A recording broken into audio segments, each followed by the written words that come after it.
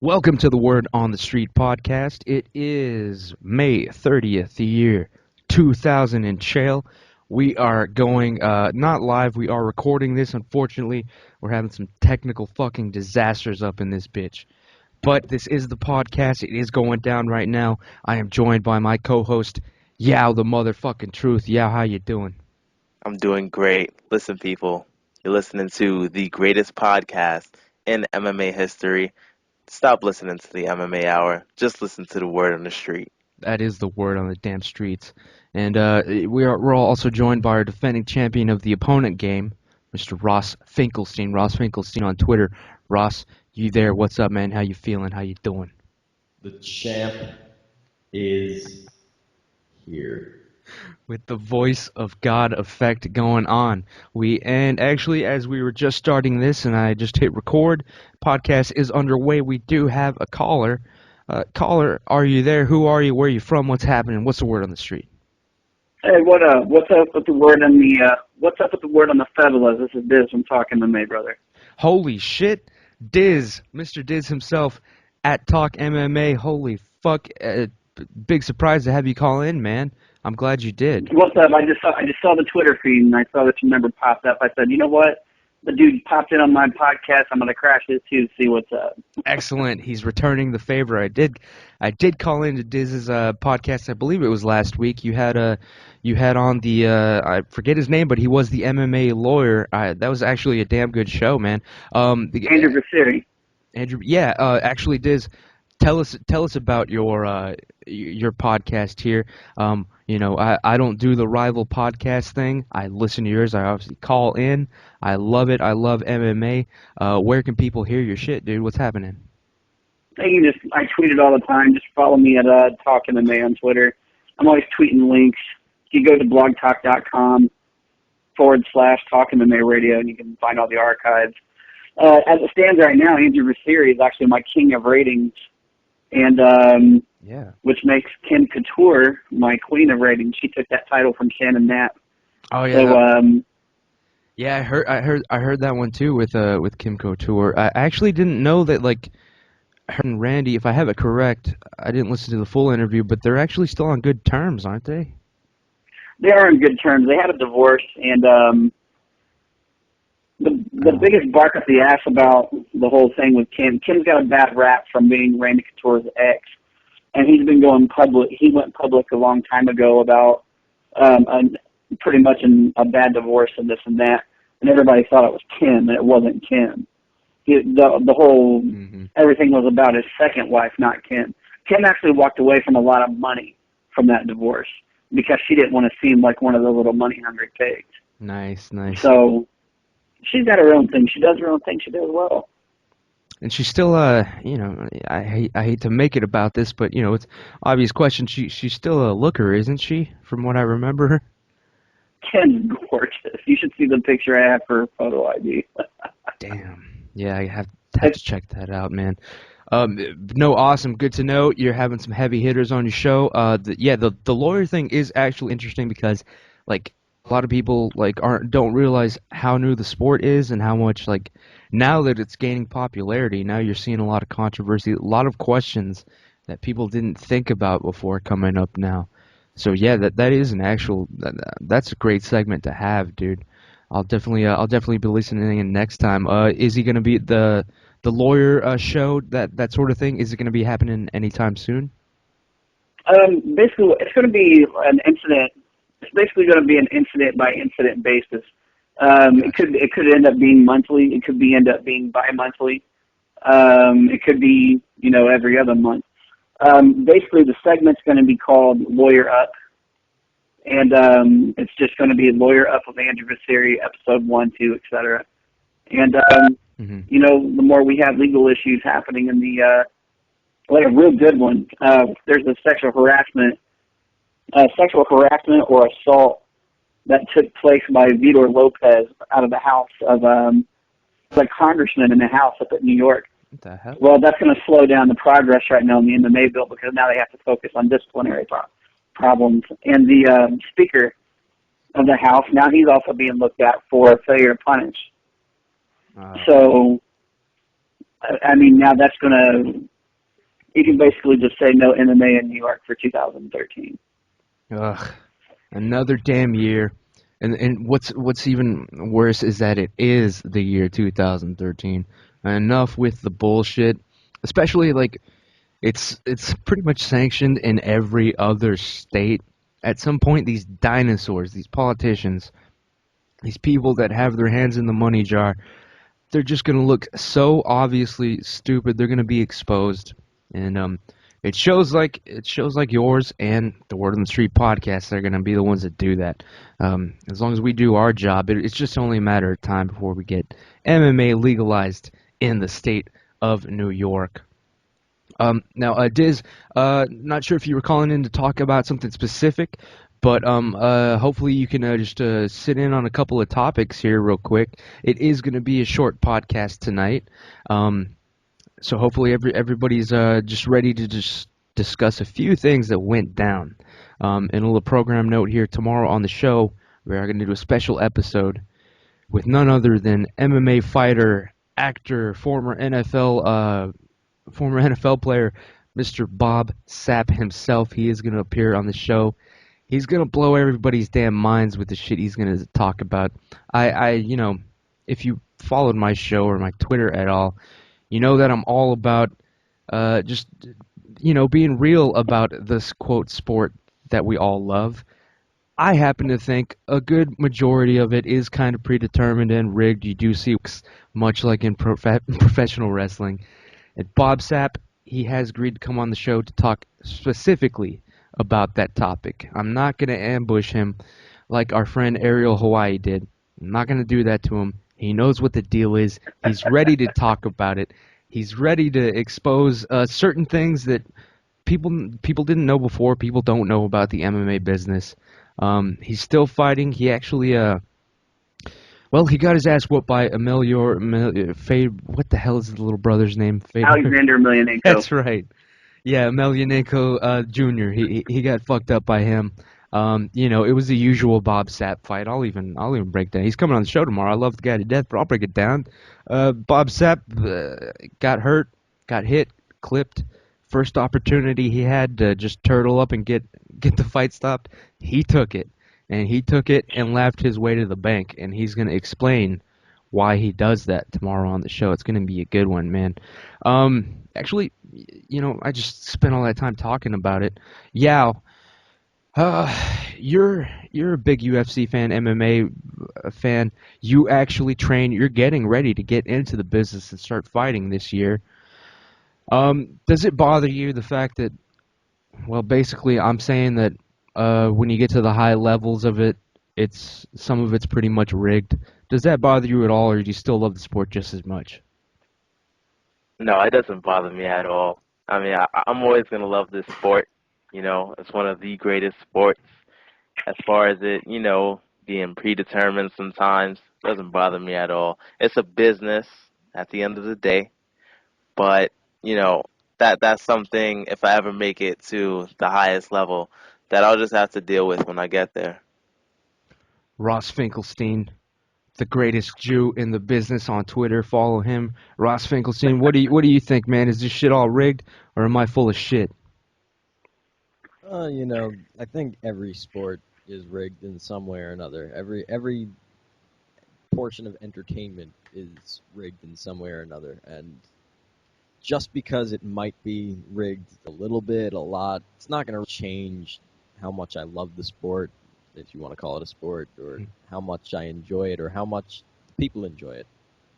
Yep, and this is where it kind of gets interesting every time, like when I have a guest on, or when it's someone like Mr. Diz from Talk MMA Radio. Like, I'm going to ask you, Diz, I mean, do you think you've seen a few works in the UFC? Do you believe that MMA is more of a business, more of an entertainment than it is an actual ranked sport, following rules, sanctioned by this and that? I know it's hard for people like you to talk about because on a show where you are actually sponsored. So when it comes to paying the bills, we all know how it's got to be. But I'll just throw the question at you anyway, man. Do you think there have been some thrown or rigged fights in the UFC? Yeah, actually, let me first off, before we get into that one, my sponsors actually signed up taking me as I am. I mean, if you follow some of my tweets, Mm-hmm. I don't mind telling somebody to fuck off. So there is no PG version of me. It's rated R, and sometimes it's just toned down. But yes, I think just 2 UFC events ago, we did see a work in progress in the main event. I don't care if it did hurt his feelings. I put that Vine up intentionally for people to see that head nod before Luke Rockhold ate a kick to his face. Ate it. Saw it coming. Ate it. Definitely nodded. You see, after it connects, he's going down, but he's still looking right at Vitor. He actually catches his fall with his own elbows, and then, Where's his hands at? What's that? Where was his hands at? Well, I don't know where his hands were at, but his elbows caught the fall. He lands on his elbows, obviously not taking the full fucking straight up dive. I'm knocked out. Oh my god, he didn't do that. He lets himself get punched one more time by Vitor coming in for the finish. Maybe that one truly did hurt him enough to put him out for something or other. But the head kick, I gotta say, man, too suspicious. I don't know how many people saw it. After Rockhold tweeted, he was, just denying that it was a work. He said he would never take it for any amount of money, something like that. And then of course... And then calls out Michael Bisping. Exactly. Yep. Okay, that makes a whole lot of sense. I'll never take a dive for anybody. But hey, since I ate that kick from Vitor, can I call out Michael Bisping now? Is that cool? Yep. I can do that now, right? I'm a company guy. Yep. And you know what? The fight makes sense to me, actually. But these are two guys that both put Vitor in. This is my theory, just a conspiracy theory. These are two company guys, Luke Rockhold and Michael Bisping, that put Vitor over in Brazil, let him have that victory win. So in my opinion, it makes sense that they should fight each other. But what do you think? Rockhold versus Michael Bisping. You want to see this fight? And if so, who the fuck do you think is gonna win? I mean, I'll watch the fight, but as far as in fighting, I'd like to see Michael Bisping win, so he can finally. I mean, Anderson Silva's easily gonna knock out Chris Weidman or submit him or whatever. So I'd like to see Michael Bisping get his chance with Anderson Silva like he's wanted his whole career. But then again, Luke Rockhold is no slouch, and I feel like he could really take it to Michael Bisping. So, I mean, I'll definitely watch it, though. Ross, Luke Rockhold versus Michael fucking the Count Bisping. What do you think? Who do you got? Do you even want to see this fight? What's up? I think Yao needs to shut his mouth before he gets his ass whooped like last week. Uh-oh. Because you know for a fact that Chris Weidman is going to take that belt on July 6th. Easily. Nice. But what was the question? Luke Rockhold versus Michael Bisping. Obviously, you don't give that much of a fuck about it. But if if it does go down, who do you think's going to win? That's a good fight. I think boxing-wise, Bisping's obviously better, but what Rockhold has going for him on the feet, obviously, is his length. That being said, I think Bisping would be able to get inside the distance and still hit him with hard shots. Not hard enough to knock him out, but enough to pick up a decision. Yeah, it is. In the Rockhold's fight, obviously, I think it was a work. I think he took a dive. But all right, let's say that was a legit fight that Luke was trying to put up. His hands were down the whole time. If he goes up against a fucking Michael Bisping, do you think that's going to work out for him? How do you see that fight going? Well, first of all, Belfort's not the first person that Bisping had put over. He also put Chael over as well. Anybody watching that fight with Chael, he beat Chael in that fight. Having said that, and Chael even said it himself. So let's keep that as a very nice high mental note on that. Now, having said that, he's already beaten, not on paper, the best wrestler. Mm-hmm. He's already beaten the best wrestler at 185 pounds. Rockhold's got nothing for him. He takes it on the feet. he comes up with a decision. I don't think he clips him really hard. Nobody's ever said what a stunning knockout by Michael Bisping, but Yeah. I say that's how it's going to play out. It's going to play out on the feet. It's going to look like Bisping versus Belcher. All right. And I do have to, you did make an accusation there. You did make a claim that Bisping put over Chael Sonnen in their fight. And, sir, I have to say, Company man. man, I actually do, I do agree with you. I'm pretty sure that was a work, man. I actually, well, I don't think it was an actual work, but I know that Bisping didn't go 100% on Mr. Chael. Well, let's think about this economically as well. Yeah. This fight was going to take place at UFC 148 in Las Vegas. What was going to sell more money? Was Michael Bisping versus Anderson going to sell more money at the MGM, or was Anderson versus Chael Yep.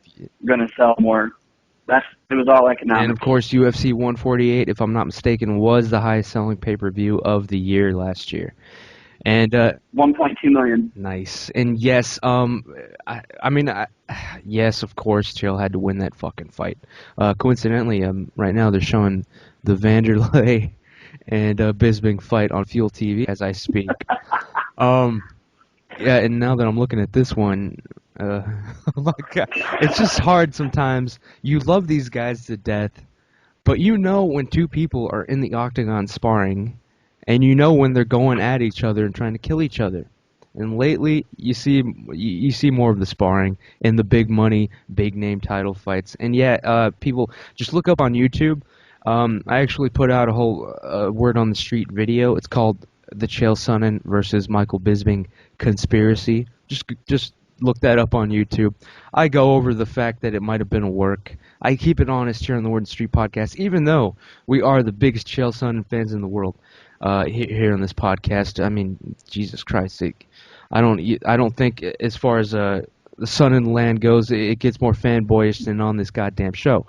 But a work is a work, and I'll call it as I see it every damn time. So yeah, Rockhold versus Belfort. Rockhold versus Bisping. That's one that we have to see now, just because they lost to the man that they put over, and of course they're both like, man, which one of us had the book? Let's fight it out. Let's fucking decide. So hopefully we'll see that happen. Let's talk about Diz. Actually, glad you called in. You're basically, I mean, would you consider yourself an MMA, journalist, reporter, or what do you give yourself as? Just like a podcast guy, or was it? I mean, you would say you're in. I consider my. No, I mean, would you say you're an MMA journalist? What do I write? Well, I don't write anywhere. Yeah, these days it's not. It's hard to nobody writes these days. I don't believe. You got the tough guys, the Iron Horses, the Dave Meltzers, the people actually pumping out articles. But right, MMA reporter. Do you consider yourself that, or do you have a label for yourself? Where I'm going with this is that Eric Holden guy who was creeping out the female MMA fighters. He's a piece of shit. Okay, I saw on his Twitter earlier he had favorited a tweet that I had put out yesterday where I said that under no circumstances should an interviewer be telling a female fighter that they gave him a boner. Mm-hmm. You're not Howard Stern. And he favorited that tweet and actually ended up apologizing to both of them on his Twitter line. I could care less. I mean, it doesn't matter anyways because I spoke to Dana briefly yesterday, and he assured me that they were on it because that's kind of stuff I have a list of emails from people who have told me that they've had negative experiences and people who they know have had negative experiences with them, including their champion, Ronda Rousey. Now, that's an investment you have to protect. Now, hang on. Are you talking about Uncle Dana himself? Yes, Dana White. Yes, I informed him. How's he doing, man? I got to know. How's he doing? That? And what's it like talking to that guy? He's doing great. I mean, the guy just got nominated for the Sports Hall of Fame. That's awesome. He's getting ready to be inducted for the Sports Hall of Fame. Oh shit! So he's fine. But Kim Couture I had just a personal phone conversation with her about a week and a half ago, I think, and she put it best. These women are targets, especially for guys like the dipshits like Brett Ashley, Eric Holden, those kind of guys who are just looking to throw some bait out there and see who takes it.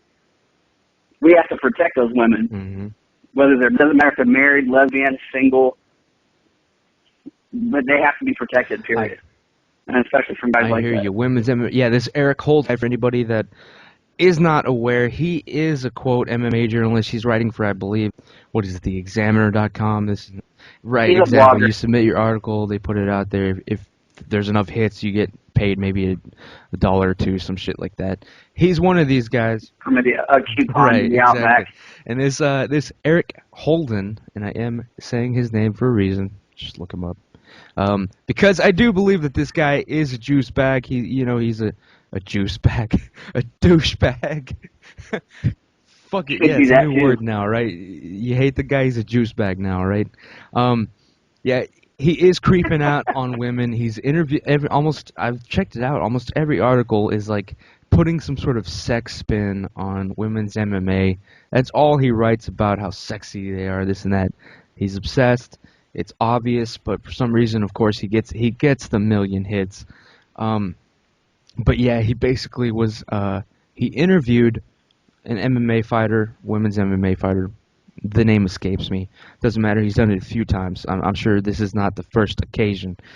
He interviews them, keeps in touch, starts sending creepy ass text messages, follows up, tweets them. Just I believe one of them that comes to mind. He was like, you and your girlfriend should tweet more kissy pictures, more PG-13 shit or whatever.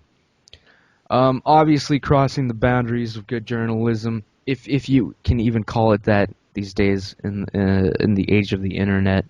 The dude actually, it's kind of disgraceful. It's definitely out of line. I don't know why they put up with it that long, though. I know if someone starts tweeting shit, I cut it off right away. So who knows what's going on with that? But yeah. The names that you're actually looking for is Steph Dinner and Casey Robb. They're in an actual homosexual relationship. So yeah, What the fuck? And he had said that the kissing pictures, this and that. You gave me a boner. Blah, blah, and we blah, did just add a caller who said, "What the fuck?" Hearing that brief explanation by his. Yeah, chimed in at the wrong time. Yeah, caller, my bad. you're Yeah. on the Word on the Street podcast. We were talking about journalists sexually harassing yeah. Oh, sure, yeah. Who Real familiar with it. Caller, who are we talking to? Where are you from? What's happening? Welcome to the Word on the Street. Well, thank you. It's an honor to be on the podcast. I've called in before once. I'm a Bridgeview Coffee on Twitter. Yes. I own a small coffee shop. My name is Zach Sullivan. Yeah, I'm you're the drummer you're dude. the. Yeah. Remember that wasn't Dave Grohl's drum It was set, Dave yeah. Grohl's Anyway. drum set. God damn it. And yeah, for Ross and Yao and Diz, this guy called it. His name's Abe Loborio. Anyway, I wanted to talk to y'all about really, after, with the toe injury and everything with Jones and all that, I think we're recovered and fight fine again. Toe. But would you rather see Anderson come up, or would you rather see Jones go up, or what's going to happen? Wait, What do you hang think on, might man. happen? That's a good question. I will answer that, but first, let me just remind anybody listening. Yeah, this is that kind of guy, people. All right, now this guy did call in. This guy did call in the first time. I do remember his call. He called in while he was ordering like Chinese food or something. Yeah, I was at Nagasaki with my family. I was at a Japanese steakhouse. I was Yeah, just reading my Twitter feed. and as soon as I went And, to his call and I was like, "Caller, you're yeah. on," and he was like, "Hold on, I have to finish ordering my food." It was the most ridiculous call we've had. He was a John Jones fan, or he was going to make some sort of point. He definitely, you're a Jones fan, aren't you? I'm a big Jones fan. I was there in Newark, New Jersey, and when he beat Shogun. Actually, I got ejected from the event right before. Oh Jones no, came out. I didn't get to see you the got main event. ejected? What possible reason could anybody have? Yeah. I was sitting ringside, actually, right next to Ice-T and Coco, no. right behind him. And I I have at that time, being whatever, I want to be rock star. That was when I was really pursuing music professionally. This was after I'd set my hand speed world records. But I was rocking a huge red afro. I figured if I'm going to Jersey, I'll show those motherfuckers how to stick your hair up, because that's what they're always doing, So I had like about a 13-inch long fro, just big red fucking fro. And most people were like, fuck yeah, rocking. Even Ariana was like commenting. Rashad Evans, I got to meet him, and I was like, I love you, motherfucker. And he goes, I love your hair, like that. It was funny. But towards the end of the towards the middle, I'd say maybe around the co-main event, if there was one, remember, people behind me, there were a group of like younger guys, 18, 19-year-old dudes, and they were like throwing little, like milk duds and shit like that. I tried to land shit in my fro. I turned around and I was like, cut the fuck out. And they kept doing that, and I turned around and said, you got a lot of nerve fucking with a total stranger in a professional fighting event, That was all I said to him. Yeah, I wouldn't fucking talk to any stranger shit. I wouldn't talk shit to anybody at a UFC event. You never know who you're dealing with. And so then, finally, I'm just trying to enjoy my wife. We'd flown, and I hear, let's put this faggot Ginger on YouTube. And I turn around, and there's an iPhone flash in my face. And so now apparently, unbeknownst to me, security had already been watching the back and forth going on. And so as soon as I jumped for the dude, security jumped. All right. And yeah. And anyway, it gets better. Chuck Zito, or whoever the fuck kicked Jean-Claude Van Damme's ass was there.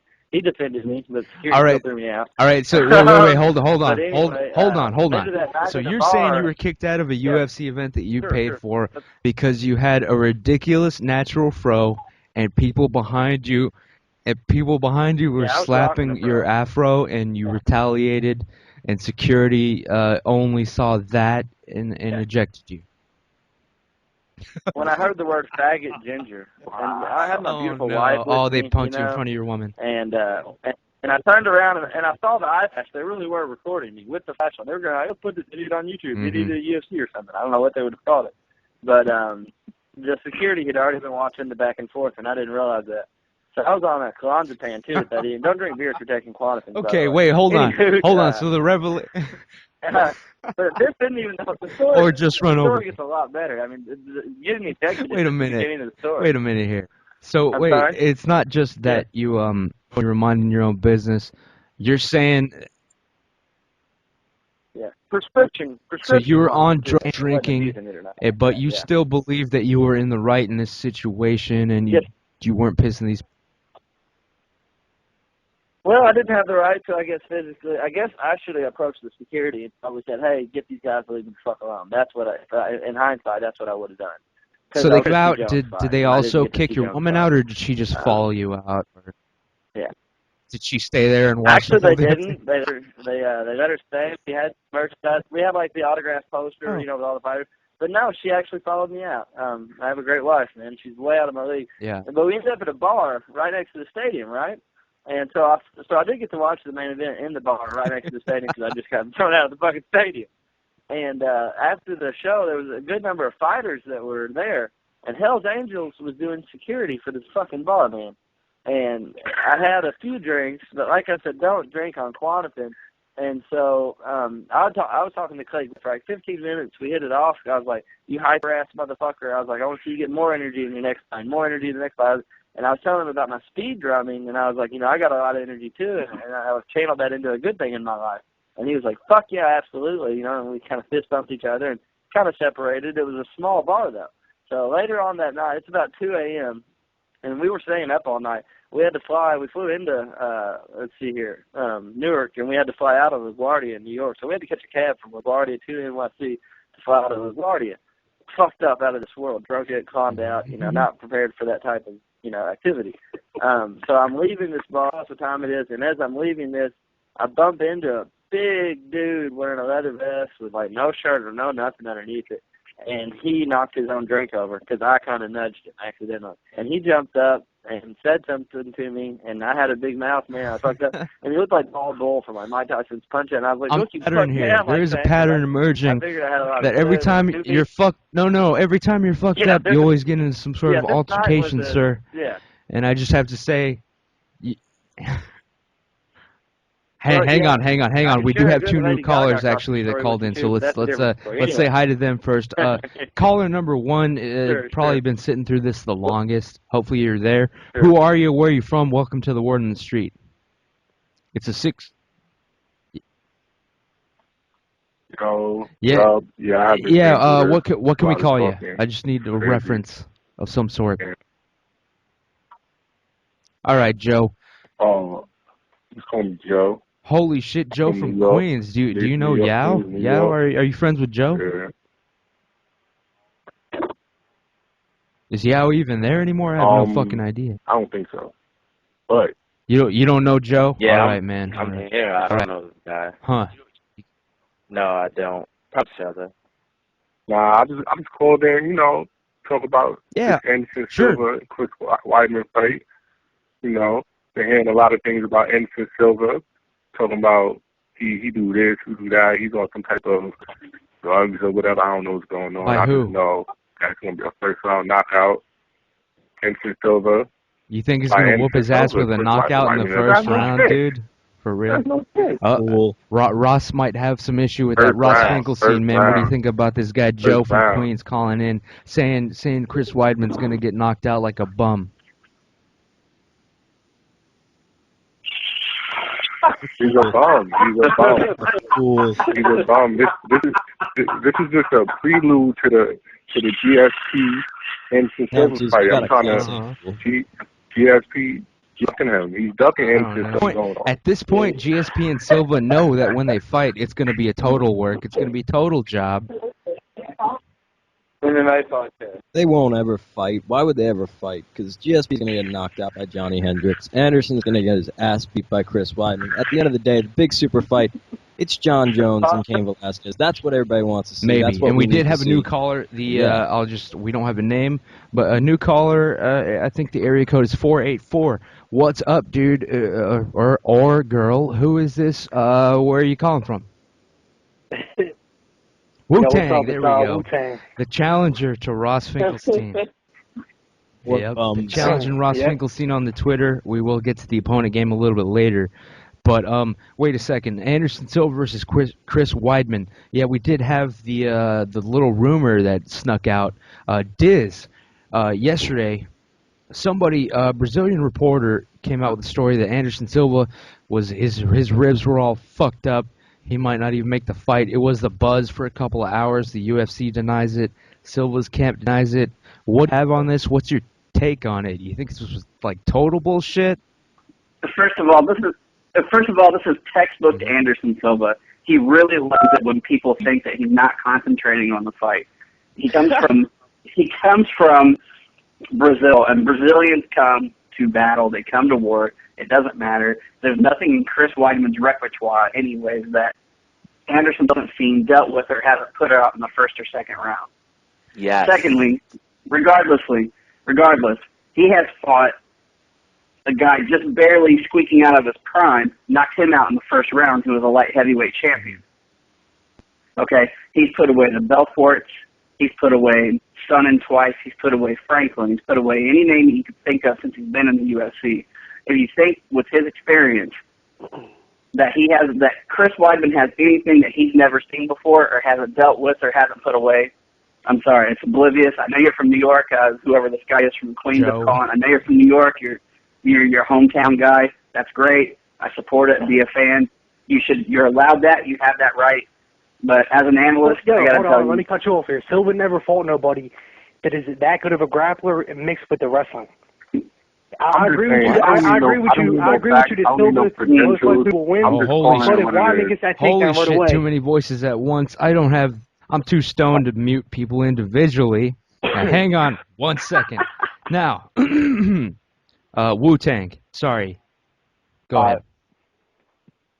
All right, I agree with him that Silva most likely wins, but if Weidman can get that initial takedown, it gets really interesting. Ross, they said Anderson's never faced anybody like Chris. Do you agree with that assessment? He's never faced anybody like Chris Weidman. Chris Weidman is a new breed of fighter. Chris Weidman is this dangerous wrestler who transformed himself into a great striker and a fantastic jiu-jitsu practitioner. This is a guy who's like someone like a Cain Velasquez. Sure, not as explosive, you may say, but that you haven't seen yet. You haven't seen his real potential. You haven't seen his full repertoire because his fights he hasn't had big, scary guys. He hasn't fought a fast-paced fight yet. Look at everybody he's fought. He's fought slow-paced fights. He can push the pace. He can fight at a high intensity. And the Damian Maia fight was pretty high-paced. Yeah. It's a barn burner, man. No, wait. Yeah, Anderson and Chris Weidman both fought Damian Maia. I think maybe, is that the only opponent that they both have in common? Someone help me out with the trivia. Go ahead. Can I say something? Yes. Yes, it is. All right. First, I need to start off by saying I just found out who Chris Weidman is when they paired his name with Anderson Silva this year. Okay? Second, if you're saying, I'm speaking. If you're saying that Chris Weidman can show Anderson Silva he hasn't seen yet in the UFC, you can't think about Anderson Silva, okay? Chris Weidman, he's slow. He is slow. Like, how is he gonna shoot on Anderson Silva? How is he gonna stand with Anderson Silva? If it goes to the ground, he's getting submitted. If he stands up with him, he's getting knocked out. Hold on, how can you say on that? July 6th, he's never been submitted. There's a first time for everything. He's never submitted. There is a first time for everything. This dude's a retard. Is this Ross?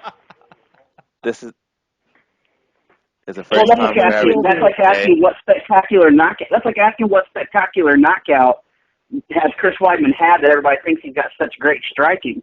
An elbow that snuck through and caught Mark Munoz, and everybody's like, "Oh, what a great striker!" I agree with you. If he stands with Silva, he's going to get knocked the fuck out. I agree with you, but I think he might be able to take him down.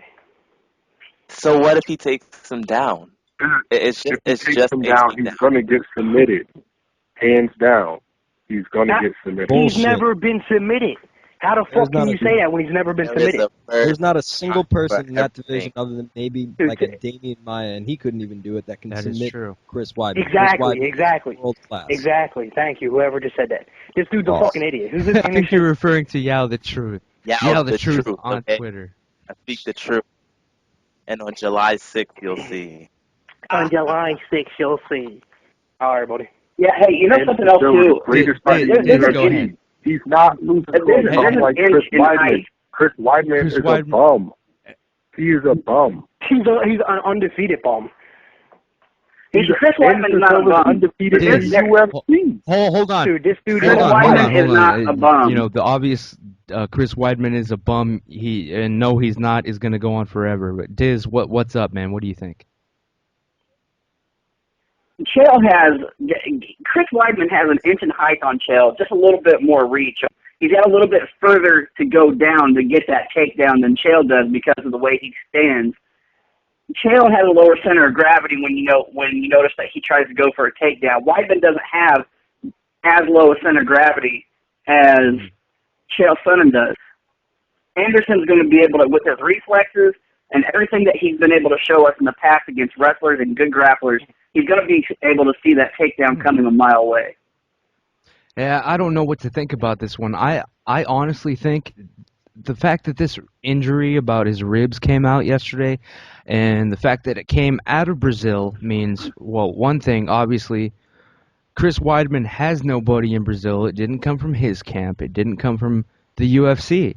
I think this actually got fed to this bum reporter in Brazil from the Silva camp, which leads me to believe that Anderson, he's scared. He's already starting to make excuses. He wants to put it out there. He wants to put a little rumor out there that his ribs are fucked up. His hibs, if you will, are fucked up again. Obviously, anytime a rumor comes out about somebody being fucked up before a fight is never a good sign. So, yep, exactly. No, he won that fight, though. I'll give you this right here. If it didn't come from Guilherme Cruz, from Tatami Magazine, that guy is pretty damn good. He knows his shit. Where did it come from? The rumor. It came from.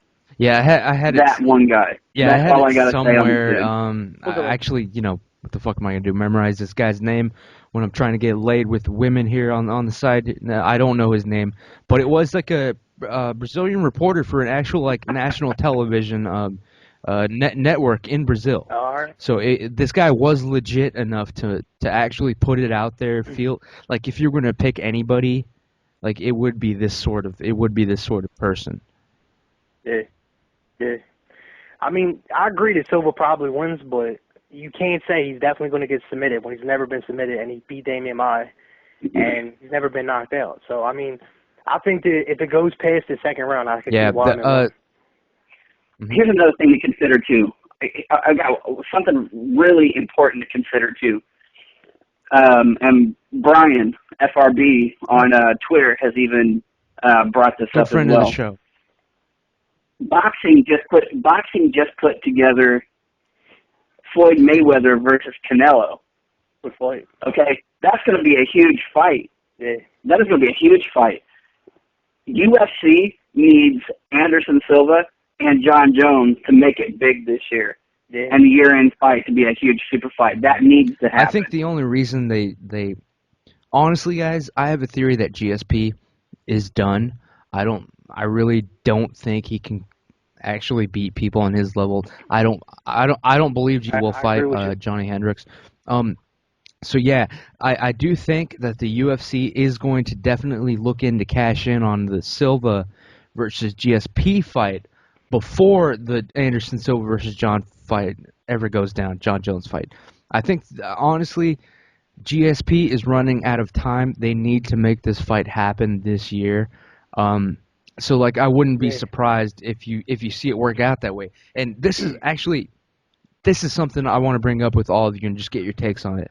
This is another one where I may be crazy, may be talking out my ass, but George St. Pierre versus Anderson Silva. Everyone's always talking like, even Dana White when he's addressing the question of when are they going to fight GSP versus Silva, he's always saying, obviously. It's the same story. After their next win, we'll try to get together. After their next win. Honestly, to me, this fight, and I don't get it, so maybe one of you can help me out. The GSP versus Anderson Silva fight, it makes more sense to me if one of them loses, and then you make that fight. Like, what's the purpose of having two champions fight each other? Whoever wins, that other champion is gonna look like a bum. It's gonna take away from his title. The fight makes better sense, and like people are still gonna be interested in seeing this fight. Like if Anderson Silva loses to Chris Weidman, and then it's announced, well, his next fight since he lost middleweight, he's gonna fight GSP next right away for the title, or at a catch weight. Either way, that fight still sells as much, in my opinion. Nobody cares that Anderson's going to lose to Weidman. Nobody cares if GSP loses. The GSP versus Silva fight, it has to happen. Everybody wants to see it. I don't think it matters if either of them are undefeated or if they win their next fights. That fight is a big money fight no matter when it happens, as long as it happens, like obviously within a year before these guys retire. Yao, GSP versus Silva. Do you care if they both go into it still on winning records, or you're going to buy the fucking fight no matter what, right? What do you think? Yeah, I'm definitely buying this pay-per-view, but I do understand what you're saying by it makes sense if they have it after a loss. The thing is, you have to find an opportunity for them to lose because Anderson's not losing his next fight and GSP isn't losing his next fight. So you'd have to wait kind of to see when they're going to lose. And the only way I see them losing is if they fight each other. So it's one of those weird things, Yeah, you know? Ross, what do you think? GSP versus Silva, do you give a damn when it happens? You just want to see this fight. Am I correct? Like, who cares that they're both winning and undefeated? Like, or does that actually matter to you? What's up, Ross? All right, Ross apparently isn't with us. He's probably booting black tar heroin or huffing paint. Sorry, I was on mute. Yeah. All right. Well, what do you Still think, on mute. GSP versus Silva, man? Do you give a damn if they're coming off a loss and the fight happens? Like, honestly, you're gonna buy this shit no matter what, right? Honestly, I just don't give a shit. I don't really care to see them fight. I mean, if they fight, cool. That is pretty cool.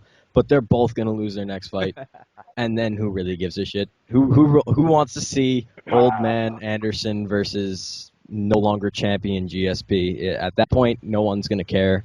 I think once George loses, he's gonna retire. I think Anderson will fight a rematch against Weidman. I think George will just straight up retire though after he loses Ross, Johnny man, Hendricks. if you think the UFC is gonna let two of their best-selling pay-per-view artists give up the belt this year, you're out of your fucking mind. Time out.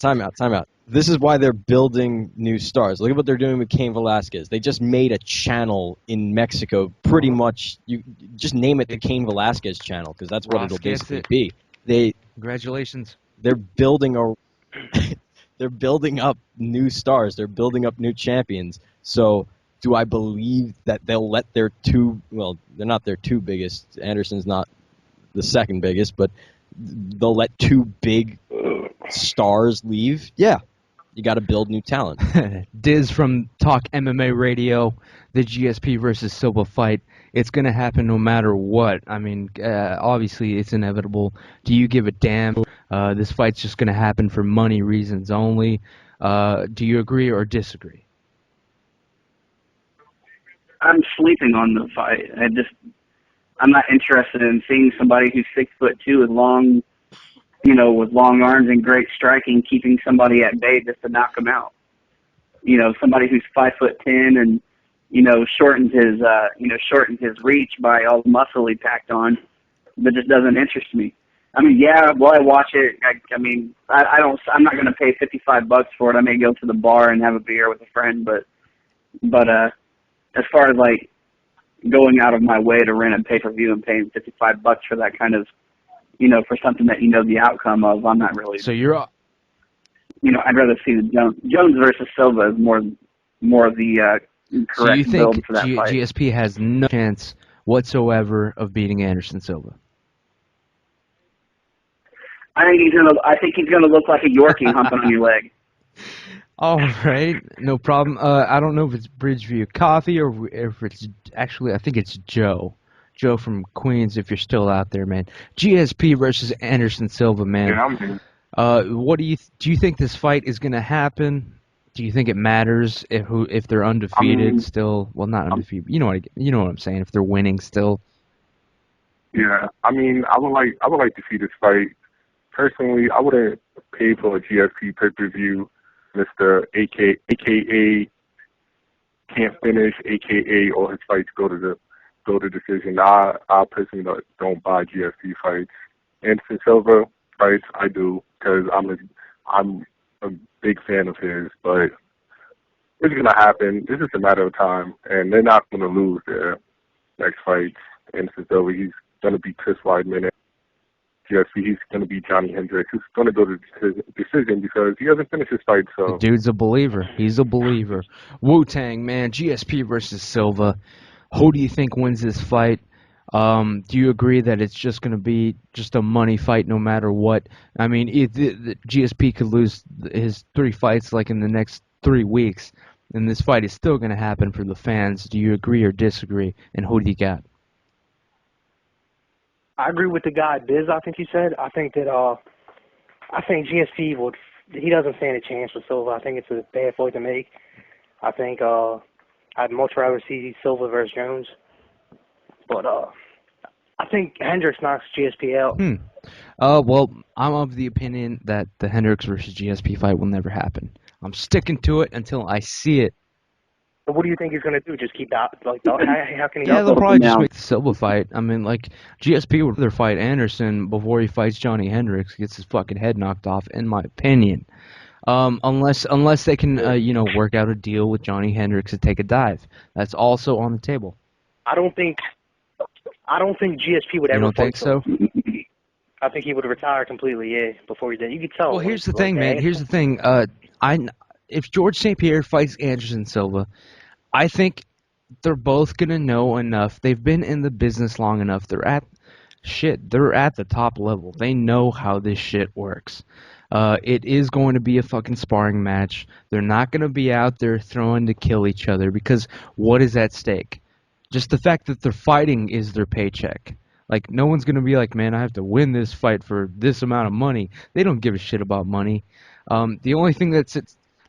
I disagree, man. I think for the legacy, I don't think Silva would fuck around. Exactly. The only thing at stake is who has the better legacy. They're rich millionaires. They have no reason to fight, no reason to give it 100% and hurt each other.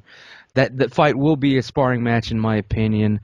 It's not going to be a bloodbath. That's the problem, unfortunately.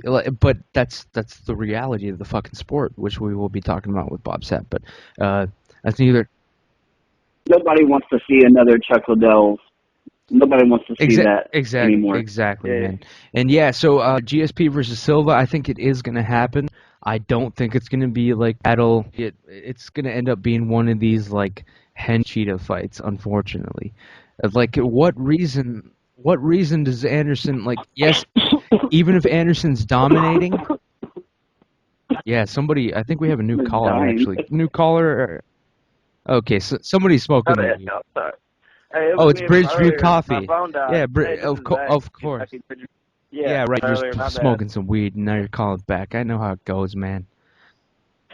You broke up my train of thought here. Wait. Actually, Bridgeview Coffee. GSP versus Anderson Silva. I just tweeted you the picture of me with my fro and Ice-T for 128. I just tweeted it to y'all to show you. You didn't tweet it to me, so I'm calling you a liar, son. Word on the street or whatever. Isn't that y'all? Yeah. Let me check out my Twitter again. Yeah, that's the problem with doing drugs and calling in on shows and trying to tweet pictures. You're gonna fuck it up. You did not. I know. Oh, big surprise. You're right. It didn't go through. I got. I got this. Well, to me again. In the meantime, what I was trying to say is GSP versus Silva. Oh my god. Wow, this guy's violently tweeting, apparently. Hold up, do you think that GSP has a chance? No, not really. I think GSP has been done. I think they're only parading him out, feeding him opponents. I mean, obviously, Condit, I was in an uproar about the Condit versus GSP fight. I think he actually, Condit took it easy on GSP. Did what he had to do. He is a company man. He never even threw a strike or attacked that knee, the bad knee of GSP, and that's that was actually I'm pretty sure Condit still feels bad about that because it wasn't supposed to happen. Honestly, he was probably like, "Oh my god, I almost knocked this fool out." And, yep, he got caught up like Vitor says. He got caught up. What the? All right, that dude's a mess, so we will mute him for now. Yeah, apologies. And he actually did tweet me the picture of him in his ridiculous red. Oh my god. Yeah, he tweeted me. I will retweet this, people. It's Bridgeview Coffee. He does have some red type of afro, and he is taking a picture with Ice-T himself. And yeah, if you just check out the picture, the Anchi Show on Twitter, you'll see exactly what I'm talking about. I just retweeted it. I think he is trying to call back in, but he's too much background noise. We'll get to him in a second, people. Sorry, cleaning up the Anderson Silva versus GSP topic.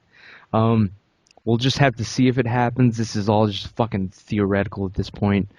But let's move. Hold on. Let's just move on. Let's barrel on through a new topic here. Sorry. And by the way, if people calling into the show, just a little program note here. I don't screen calls, don't monitor them. Anytime you want to drop off, feel free to do so, definitely. But if you call in, you're welcome to sit in through the whole fucking thing. It doesn't fucking matter.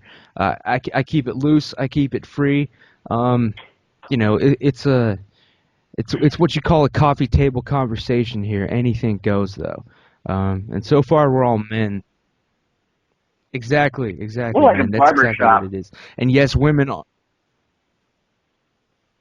Yeah, because we're not very Starbucks here. Yeah, no kidding, man. Yeah, More like there a are no barbershop. restrictions. You can say whatever the fuck you want.